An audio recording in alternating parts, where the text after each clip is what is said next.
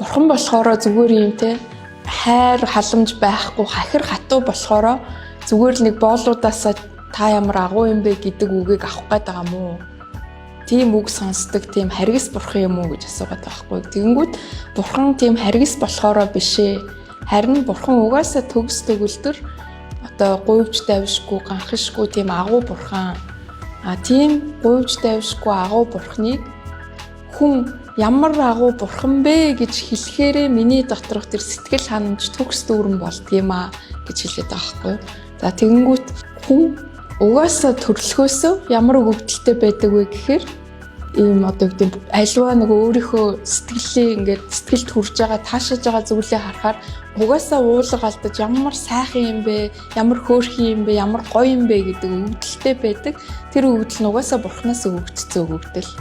Тэгэнгүүт бурхныг хараад та ямар агуу бурхан бэ гэд бүр гуйвж давшгүй угаасаа тийм агуу зүйлийг хараад ямар агуу юм бэ гэж хэлэх үедээ хүний сэтгэл дотор тэр төгс дүүрэн байдал бий болж байдаг. Тэгээд бас тэргээр нь бурхан алдарч байдаг.